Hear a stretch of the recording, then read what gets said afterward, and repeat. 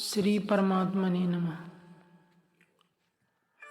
अध्यात्म जगत में जितनी भी साधना पद्धति हैं, भागवत गीता की साधना पद्धति निष्काम कर्म योग पर टिकी है कि आप जप करो, ध्यान करो, सेवा करो निष्काम भाव से। और ये निष्काम कर्म योग आपको समाधि में ले जाके परम शांति प्रदान करता है। उपनिषदों की जो साधना है वो भी ब्रह्म की उपासना, ओम का जप और ओम का मानसिक चिंतन करते करते समाधि को प्राप्त हो जाना, परम शांति।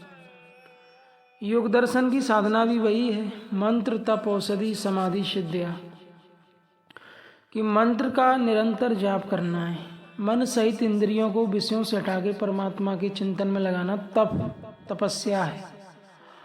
और एक परमात्मा के प्रति मन क्रम वचन से समर्पित होकर उसकी भक्ति करना औषधि है। मंत्र तप औषधि समाधि सिद्धिया, इन तीन बिंदुओं से समाधि की सिद्धि हो जाती है। तो समाधि जहाँ जीव को परम शांति प्राप्त होती है, जहाँ मन में शांति का असीम और व्यापक अनुभव होता है। परम शांति जो वर्ड है, मतलब पदार्थ, प्रकृति, भौतिक वस्तु, इंद्रिय, विषय, शब्द, स्पर्श, रूप, रसगंध, उनकी अनुकूलता प्रतिकूलता से जो शांति सुख नहीं मिल सकता वो समाधि में मिलता है। इसलिए कह देते हैं परम शांति। निरंतर श्वसन क्रिया में विपश्यना ध्यान भी समाधि में ले जाता है। भगवान बुद्ध भी वही बात कहते हैं, प्रज्ञाशील समाधि, कि योग अभ्यास करने से प्रज्ञा का उदय होता है। प्रज्ञा बुद्धि मतलब जो सत्य प्रकाश को धारण करती है, जो परमात्मा के ज्ञान से संबंध रखती है, उसको कहते हैं प्रज्ञा बुद्धि। योग युक्त, जो योग से संयुक्त बुद्धि है। जब आप योग का अभ्यास करते हैं, योग श्वास प्रश्वास में लगते हैं, तो ये प्रज्ञा बुद्धि उदय होती है। और इससे संस्कार 6 वृत्तियाँ, भावनाएं, संकल्प विकल्प को ही संस्कार कहते हैं, उनका नाश हो जाता है। और निर्वाण मतलब परम शांति जीव को प्राप्त होती है। भगवान महावीर ने त्राटक ध्यान बताया, वो भी समाधि की ओर ले जाता है। तो पूरी अधिकांश महापुरुषों की साधनाओं के मार्ग जो भी हों, साकार से या निराकार से, अंत में योगी समाधि की ओर जाता है। हम समाधि समझें सागर को और साधनाएं समझें इन नदियों को। अभी नदियां दौड़ रही हैं पृथ्वी पर, कोई गंगोत्री से गंगा, जमुनोत्री से जमुना, कोई पार्वती, बैतरणी, वो सब नदियां दौड़ती हैं, चलती हैं, चट्टानों से टकराती हैं, कहीं टेढ़ी मेढ़ी चलती हैं। काफ़ी नदियों के किनारे भ्रमण करने वाले सन्यासी बताते हैं कि नदियां टेढ़ी मेढ़ी चलती हैं। नर्मदा मैया तो झूमते झूमते ऐसे ऐसे और अंत में समुद्र में समा जाती हैं। उसी प्रकार योग साधना पद्धतियां अंत में समाधि में समा जाती हैं। और समाधि में इस जीव को अपने सारे प्रश्नों के उत्तर मिल जाते हैं। समाधि में डूब के जब कोई महापुरुष मनन चिंतन और मंथन करता है तो उसके सारे प्रश्न, सारे उत्तर खत्म हो जाते हैं। तो मुक्ति का स्रोत है कि हम जप करें, ध्यान करें और रात दिन करें। मतलब ये है कि लगन से तब तक करना जब तक समाधि की सिद्धि ना हो जाए। एक योगी जो होता है वो पूरा जीवन, पूरा समय और पूरा अपना अस्तित्व दांव पर लगाता है परमात्मा को जानने के लिए, परमात्मा क्या है उसका स्वरूप, उसका ज्ञान पाने के लिए और शांति के लिए।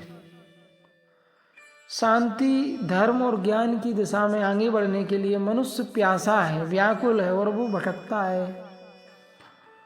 और वो जहाँ तहाँ भटकता है, लेकिन भटकते भटकते लंबी प्रक्रिया के बाद एक समय आता है कि मन मरा माया मरी, हंसा बेपरवाह, जाका कछु न चाहिए सोई सहनसा।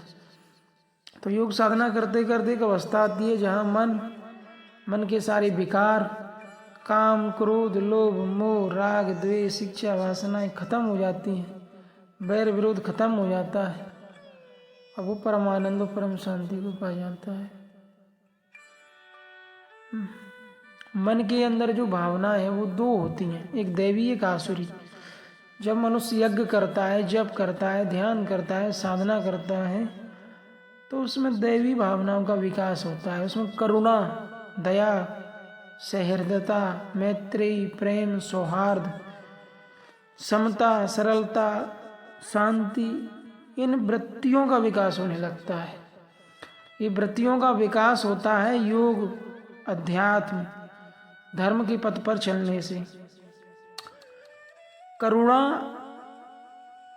आपके अंदर है, आप करुण हृदय हो, तो आप किसी से द्वेष नहीं करोगे, है ना, किसी की अकारण निंदा नहीं करोगे, किसी से बैर नहीं करोगे, किसी को नहीं सताओगे, क्योंकि करुणा आपको करुण हृदय बनाती है।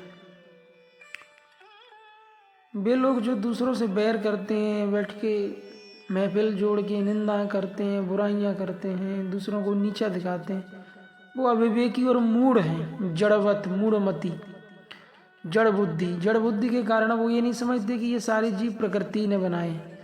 अब कोई अंधा है, कोई या कोई लंगड़ा है, कोई विकलांग है, तो प्रकृति जगत जननी है, माँ है, उसने जैसा जीवों को बनाया अजीब वैसे हैं। किसी को हाथी बनाया, किसी को घोड़ा, किसी को सर्प, किसी को पहाड़, किसी को पर्वत, किसी को आकाश बनाया, किसी को जल, किसी को मनुष्य, किसी को अमीर, किसी को गरीब। तो ये प्रकृति प्रदत्त जीवन है, इसमें कौन सा प्रारब्ध? प्रारब्ध यहाँ है डीएनए में कि माता पिता के अनुवांशिक गुण धर्म जो होते हैं, वो अनुवांशिक गुण धर्म बच्चों में होते हैं। एक स्त्री पुरुष एक दूसरे को गालियां देते थे और लड़ते थे, झगड़ते थे। उत्तर प्रदेश के लखनऊ शहर में लखनऊ भी, और वो आपस में लड़ते थे, गालियां देते थे, और उनकी संतान पैदा हुई, वो भी वैसे ही करने लगे, आपस में लड़ें झगड़ें और किसी की ना सुने। तो इसे कहते हैं अनुवांशिक गुण धर्म। माता पिता के अनुवांशिक गुण धर्म संतान में सक्रिय हो गई। ऑस्ट्रेलिया के घने जंगलों में एक साधु रहता था, उसके शिष्य आपस में लड़ मर गए। तो साधु ने देखा कि ये आपस में क्यों लड़ मर गए, वो विचार कर रहा था बुद्धि से ध्यानस्थ होके, तो पाया अनुवांशिक। तो अनुवांशिक गुण धर्मों के चलते मनुष्य में ये गुण आ जाते हैं। माँ बाप जैसे हैं बैर, एक स्त्री थी बैर टाइप की, वो द्वेषी, क्रोधी, तो उसके बच्चे भी वैसे हो गए। इन्हें कहते हैं अनुवांशिक गुण धर्म। लेकिन जो लोग धर्म पर चलते हैं उनके अंदर धर्म के गुणों का विकास होता है, उनमें दैवत्व का विकास होता है, दैवी वृत्तियों का विकास होता है। तो समाधि की भावना के आ जाने से चित्त निर्मल, निष्पाप और अद्वैत हो जाता है। छोटे शिशु अद्वैत ही होते हैं, ना दोष ना गुण। जैसे संस्कार देते जाते हैं वैसा चित्त बन जाता है। संत का चित्त तो निर्मल ही अच्छा लगता है। समदर्शी हो, समवर्ती हो, शांत हो, गंभीर हो, अनुशासित हो, करुण हृदय हो, करुणा से भरा हो, प्रज्ञाशील समाधि में से संयुक्त हो और प्रशांत चित्त, माया और जगत और प्रपंच से उदासीन, अत्यंत गंभीर। ब्रह्म ज्ञानियों के लक्षण होते हैं ना, शांत, गंभीर, ज्ञान विज्ञान से संयुक्त, अनुशासित, करुण हृदय, दयालु, द्रवित, ज्ञानी, सचेत, सावधान और जगत के प्रति संवेदनशील, करुण, जीवों के कल्याण के लिए प्रयत्नशील। इन महापुरुषों के गुण ऐसे होते हैं।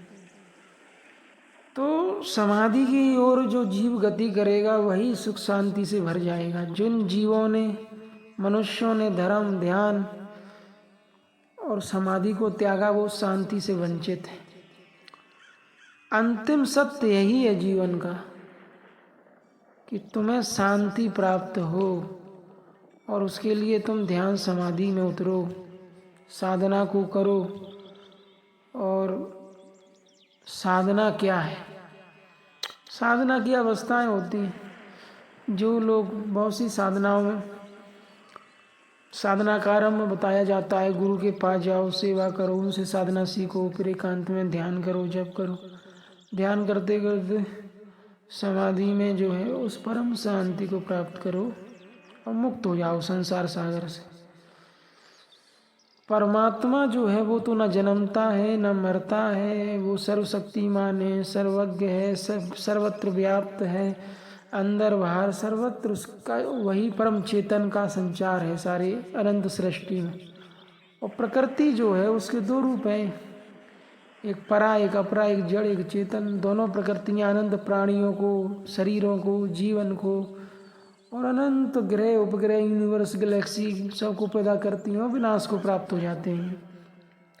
तो परा प्रकृति अपरा प्रकृति से ही पालन पोषण सृजन विनाश उत्पत्ति लय विलय होता है। और पुरुष जो है वो प्रकृति को अपनी चेतना ऊर्जा दे देता है कि करो काम। यही प्रकृति पुरुष का स्वरूप है, एक सिक्के के दो पहलू। तो प्रकृति में ही पुरुष सर्वत्र व्याप्त है। डार्क मैटर और डार्क एनर्जी, और दोनों के पीछे है गॉड पार्टिकल। फिजिक्स के साइंटिस्ट कहते हैं, खगोल विज्ञान के। तो वही परम पुरुष परमात्मा का चिंतन करते करते जीव को शांति मिलती है। धन होने से, अमीर होने से कोई महान नहीं होता, या गरीब होने से कोई दरिद्र या कंगाल नहीं होता। महापुरुष राजा महाराजा थे और वो सब कुछ त्याग के वनों में तपस्या की। एक आदर्श व्यक्तित्व और आत्मज्ञान को पाना और एक महापुरुष की अवस्था को पाना ही एक महान कार्य है, एक श्रेष्ठ कार्य है, एक व्यक्तित्ववान कार्य है। और बहुत पैसा तो वेश्याओं के पास भी होता है, और पैसा तो भौतिक वस्तु खरीदने का साधन है। पैसे से क्या है, गाड़ी वस्तु मकान कपड़े खरीदे जा सकते हैं। शांति ज्ञान मुक्ति तो धर्म के पथ पर चल के ही जीव को मिलती है। ओम श्री परमात्मा ने नमः।